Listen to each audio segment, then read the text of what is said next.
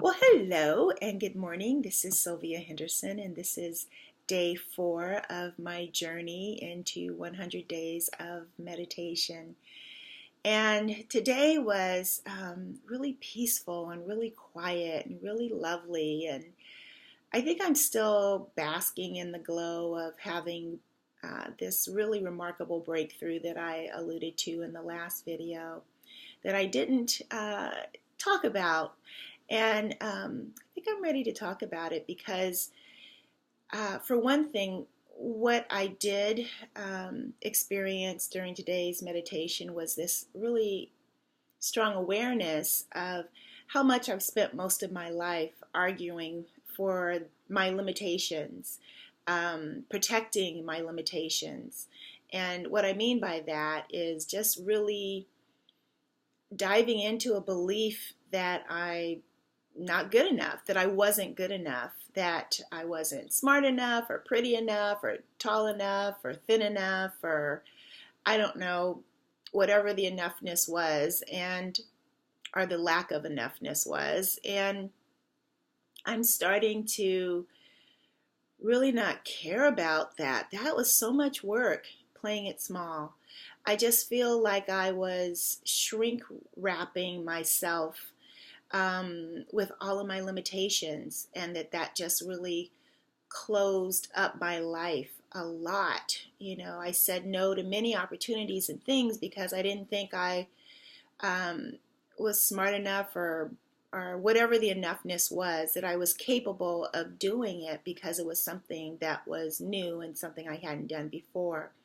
And it's really interesting because I recently did this exercise that Kyle Keith suggested, and I just want you to know he's not my guru. It's not like I worship this guy, although I have to say he's helped me a lot in reconnecting with my own guru, which is the guru within me.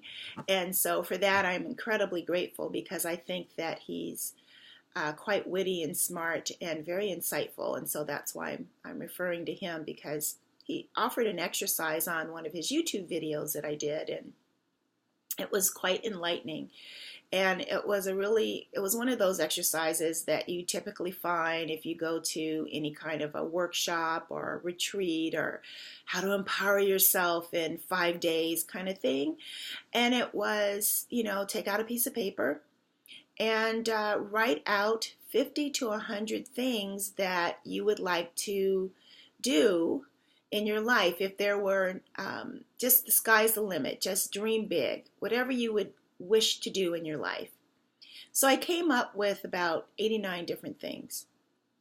And then, of course, he says, pause the video. So I paused the video. I came up with 89 different things. And then when I restarted the video, he says, now I want you to take another piece of paper. Well, actually, he wanted you to do it side by side, but I had so many things and I'm a big handwriter, so I needed a separate piece of paper. So I took out another piece of paper and then I wrote out all of my buts. I want to do this, but, and whatever that but was, whatever that limitation was, whatever that reason was. And I was really surprised, and honestly, I did the whole exercise, but I was surprised when I went back and I compared my reasons for not executing all of these things I want to do or have wanted to do. And the reason was, I don't know how. Over and over and over again, I wrote down, I don't know how. And this is where arguing for my limitations came in very strong, because it wasn't just that I didn't know how, but it was, if I only had that, then maybe I would know how. Or if I was only this way, I would know how. Or if I only had that life as my history, then I would know how. And that's all bullshit, excuse the French, but it is. And so I realized that who cares about whether or not you know how to do it? Just try. So today's, is really kind of this aha moment for me about there's no need to argue for the limitations anymore. There's no need to protect these belief systems that say I'm not enough. And if this resonates with you, then there's no reason for you to do that either, because you are enough. And I know I'm enough too. And just because I don't know how now doesn't mean it's something I can't learn how to do. And how many times that has stopped me short of executing. And I'm so over that now. And I have to say, I really do believe that it that this breakthrough that I had a few days ago that I alluded to in the last video is a major boulder that got moved out of the way of me stepping into really wanting to pursue living an epic life, iconic life, something really great and valuable for the planet and for humanity. And it was a childhood memory. You know, it's interesting. Growing up, I know I had a childhood, but I have to tell you, as an adult, I had a really hard time remembering moments from my childhood. And, you know, from all the studying that I've done and the training I've done and the background I have and understanding consciousness in the mind, I know that that is because there were traumas in my past. And it's a way for the subconscious mind to protect us from the pain of those traumas that we experienced as children, because as children, we just don't have the capacity or understanding to know how to deal with them. And so I was shown this memory during meditation a few days ago of a moment when I was living with my stepmother, and my father and her had separated. He had moved out, and they had a very tumultuous relationship. I mean, my father was an abusive alcoholic, and she, you know, this is the guy that she loved in high school, and he came back into her life. And, you know, and I hate to say it, I think he came back into her life because she was a very successful Beverly Hills cateress, and she had a beautiful home in Windsor Hills, and that was attractive to my father, unfortunately, I think more than his attraction to her. At least those are the kind of things that he would allude to, you know, after the marriage was finally over and she had transitioned. Bless her heart. But she was very abusive to me, and she was abusive because, you know, she was being abused by my dad, and I was his daughter, and why is she being saddled with me? And he moved out and left me with her, and yeah. So anyway, I went from this lifestyle of being lavished with whatever I wanted, a beautiful home.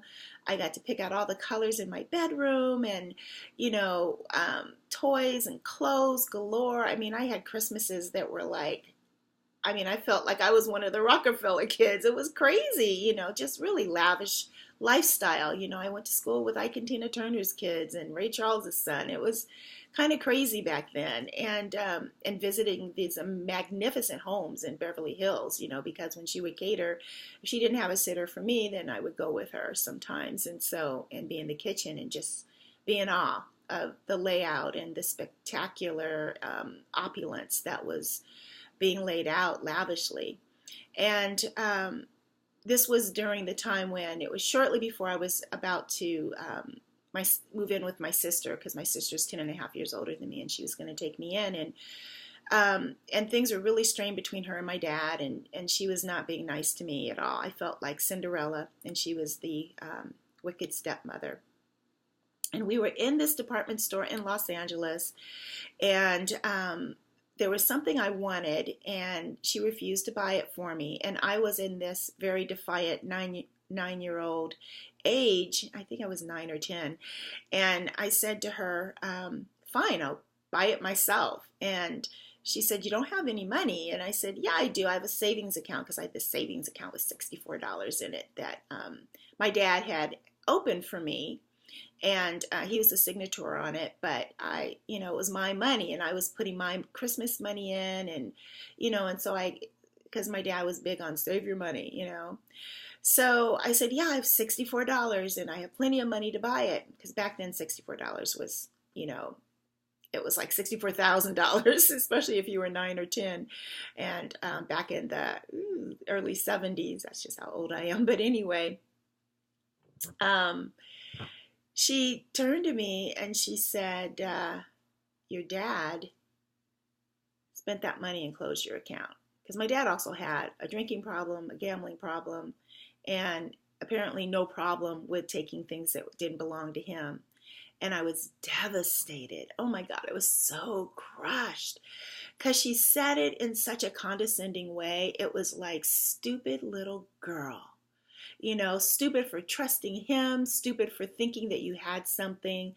And it was a huge moment in my life I completely forgot about until it came back up in meditation. And I was able to just feel the pain of that 9-year-old little girl that felt so humiliated and felt so betrayed by her father and so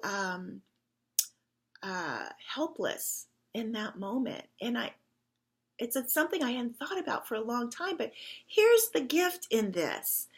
Here's the beautiful thing about this. Once I was able to really revisit that old wound, because what the subconscious mind does is it pretty much says, well, that's too much for you to deal with right now, too heavy of a thing. And sure, I was upset, but I was defiant. I wasn't going to cry in front of her. And so I just kind of sucked it up. But that pain was still there, and it was really driving my life, even as an adult, until I was able to release it, in 2017, in how I felt about money, that it's not trustworthy, how I feel about men, how I feel about God, because, your mother and your father, they're representations of divine mother, father, God. And all of this was about feeling like I couldn't trust myself, couldn't trust life. I know that's a big thing to unpack, but oh my goodness, I'm unpacking it only because I'm on the other end of it now, and it feels really great to get that gone. And it's really interesting if you would just stop for a moment and be still with yourself, what can come up that will change everything in your life. Because after that unpacked for me, then I started reaching for, why am I struggling to just maintain my life? Why don't I just, we work so hard to maintain our status quo. Why don't I just reach for something great and grand? Because that's what we really want. We want to express our highest truth out in the world. We want to shine our brightest light. We want to share our innovative ideas that we get from, we're inspired by the universe to create. And that's what I want to do with my life. And I hope that's what you want to do with your life too. And anyway, I'm going to stop talking now. It's been almost 10 minutes. I can't believe I just went on like that. But thanks for listening, and excuse my throat. It's early in the morning. I'm going to go get some coffee now. So love to you, and enjoy the rest of your beautiful day. Bye.